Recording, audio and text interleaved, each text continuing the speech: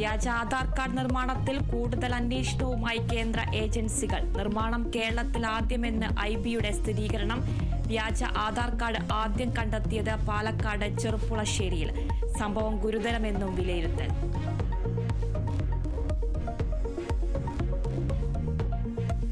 Kozhikode medical കോളേജിൽ വീണ്ടും ചികിത്സാ പിഴവെന്ന് ആരോപണം. പേരാമ്പ്ര സ്വദേശിനി വിലാസിനി ചികിത്സയ്ക്കിടെ മരിച്ചെന്ന് ബന്ധുക്കൾ. ഗർഭപാത്രം നീക്കാനുള്ള ശസ്ത്രക്രിയയ്ക്കിടെ പിഴവ് പറ്റിയെന്ന് കുടുംബം. മൂന്നാറിൽ വീണ്ടും വിനോദസഞ്ചാരികളുമായി ജീപ്പ് ഡ്രൈവറുടെ അഭ്യാസ പ്രകടനം. ജീപ്പ് കണ്ടെത്തി പിഴ ഈടാക്കി മോട്ടോർ വാഹന വകുപ്പ്. ഡ്രൈവറുടെ ലൈസൻസ് റദ്ദാക്കും.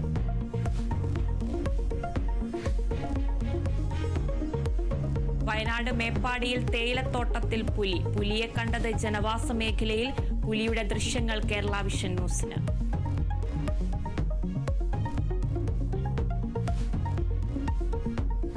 വിവാദത്തിന് പിന്നാലെ പരസ്യം പിൻവലിച്ച് MS സൊല്യൂഷൻ. പിൻവലിച്ചത് വാട്സ്ആപ്പ് വഴി നൽകിയ 199 രൂപയ്ക്ക് സയൻസ് വിഷയങ്ങളിൽ A+ എന്ന തലക്കെട്ടോടുകൂടിയ പരസ്യം.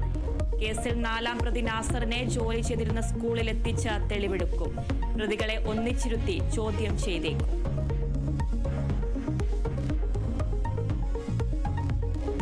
കൊച്ചി കളമശ്ശേരിയിൽ കുട്ടികൾക്ക് മസ്തിഷ്ക ജ്വരബാധ. രോഗലക്ഷണങ്ങളോടുകൂടി 4 കുട്ടികൾ ചികിത്സ തേടി. സ്കൂൾ താൽക്കാലികമായി അടച്ചിടും. ആശങ്ക വേണ്ടെന്ന് ആരോഗ്യവകുപ്പ്.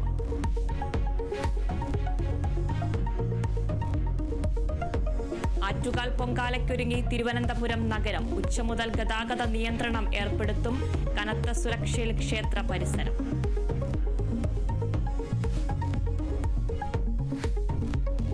സംസ്ഥാനത്ത് ചൂട് കനക്കുന്നു. എല്ലാ ജില്ലകളിലും ഉയർന്ന താപനില മുന്നറിയിപ്പ്. മലപ്പുറം, വയനാട് ജില്ലകളിൽ വേനൽ മഴയ്ക്ക് സാധ്യത. 2 ജില്ലകളിലും യെല്ലോ അലർട്ട് പ്രഖ്യാപിച്ചു.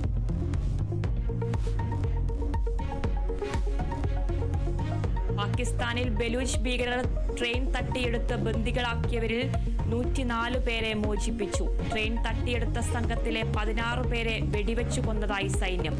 ബന്ദികളാക്കിയത് 182 യാത്രക്കാരെ.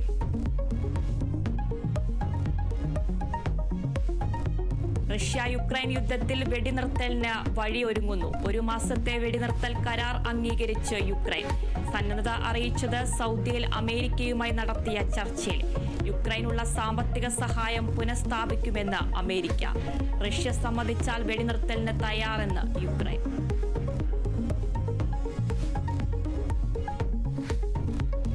ISL സീസണിൽ കേരള ബ്ലാസ്റ്റേഴ്സിന് ഇന്ന് അവസാന മത്സരം. ബ്ലാസ്റ്റേഴ്സിന്റെ എതിരാളികൾ ഹൈദരാബാദ് FC. മത്സരം രാത്രി 7:30 ഹൈദരാബാദ് GMC ബാലയോഗി അത്ലറ്റിക് സ്റ്റേഡിയത്തിൽ.